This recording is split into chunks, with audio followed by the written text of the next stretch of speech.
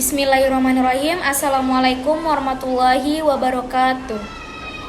Alhamdulillahirabbil alamin wassalatu wassalamu ala asrofil anbiya'i wal mursalin wa ala alihi wa sahbihi ajmain amma ba'du. Alhamdulillah, pada kesempatan yang baik ini marilah kita panjatkan puji syukur kehadirat Allah Subhanahu wa taala yang mana telah memberikan nikmat dan hidayahnya kepada kita semua. Yang saya hormati Ibu Amika Dewi selaku dosen mata kuliah agama Islam. Di sini saya akan menjelaskan tentang keperawatan dalam agama Islam. Kebangkitan dakwah Islam di Indonesia pada akhir-akhir ini menjadi fenomena yang menarik untuk dibahas dan tampaknya semakin hari semakin marak.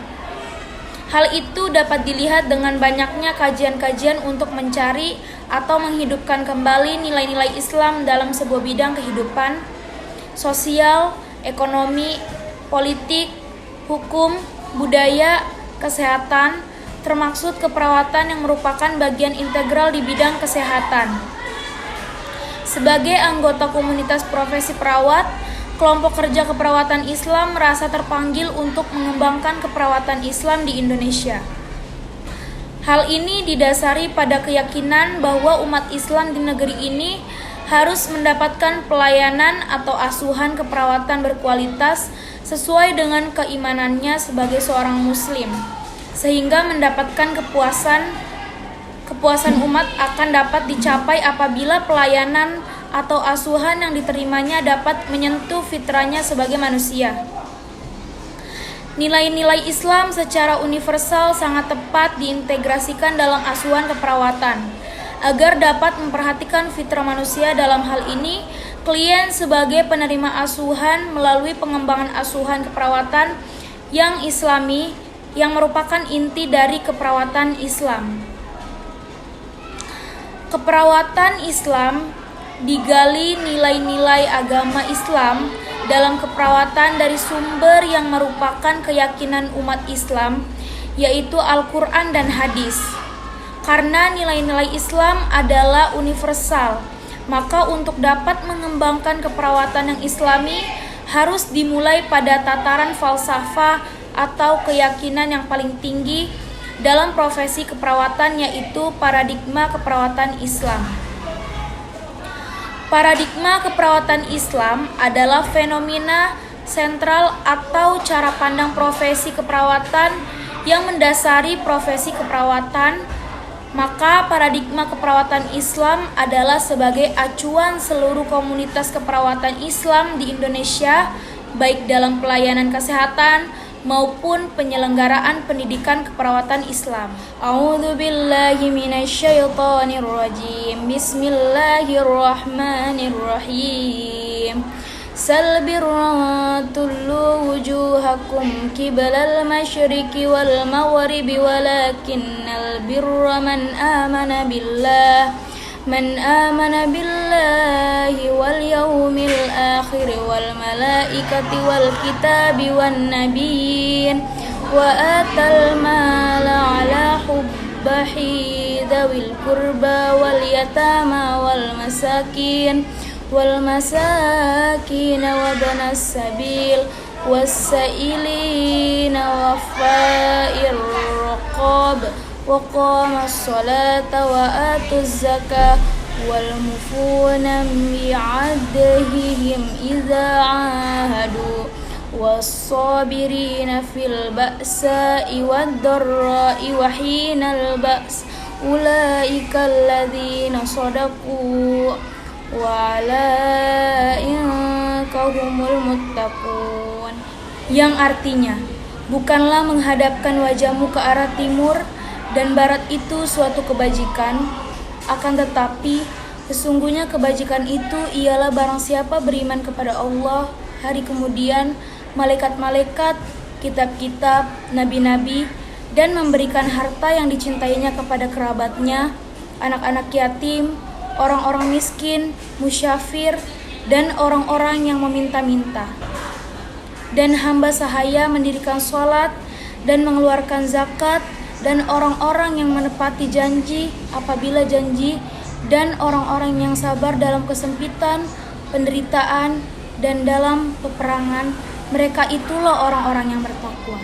Quran Surat Al-Baqarah ayat 177.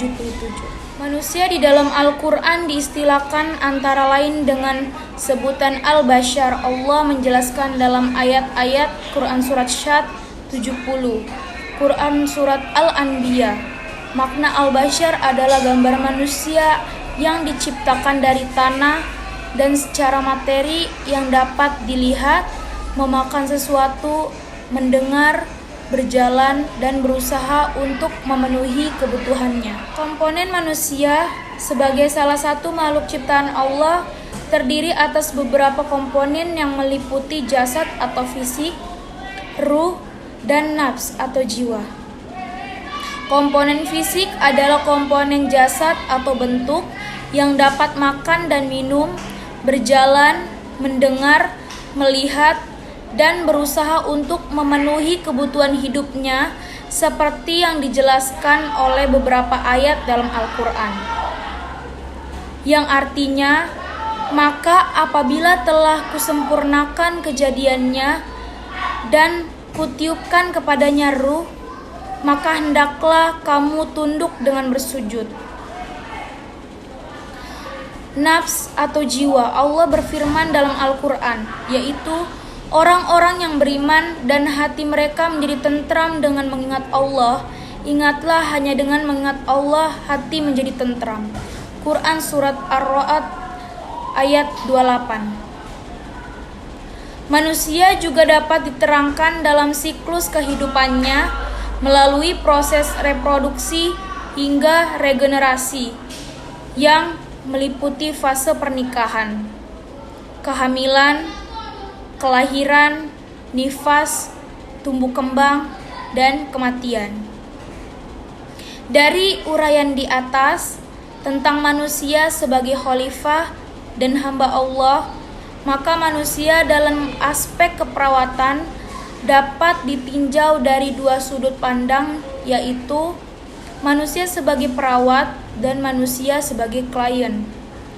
Manusia sebagai perawat adalah makhluk ciptaan Allah yang paling mulia dan sempurna, dan memiliki iman, ilmu, dan mempunyai kewajiban untuk mengamalkannya bagi kemaslahatan umat.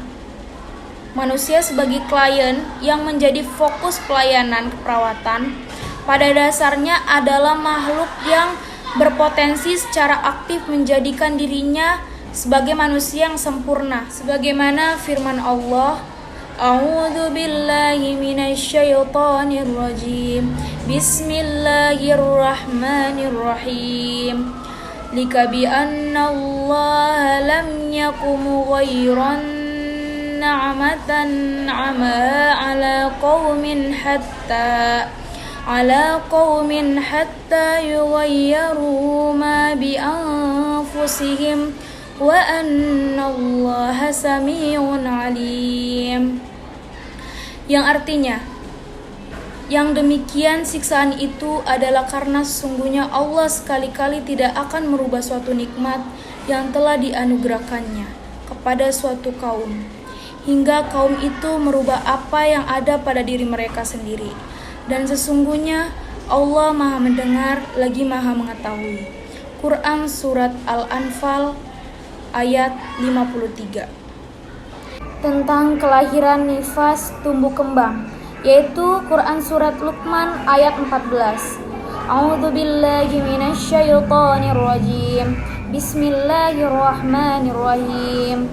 Wa wassaynal insana biwalidayhi hamalatu ummuhu wahnan ala wahnin wa fisaluhu fi amaini anishkur waliwalidayk ilayyal masir. Yang artinya, dan kami perintahkan kepada manusia agar berbuat baik kepada orang tuanya. Ibunya telah mengandungnya dalam keadaan lemah yang bertambah-tambah dan menyapihnya dalam usia 2 tahun. Bersyukurlah kepadaku dan kepada kedua orang tuamu, hanya kepada Aku kembali. Demikian kiranya yang bisa saya sampaikan, kurang lebihnya saya mohon maaf. Wassalamualaikum warahmatullahi wabarakatuh.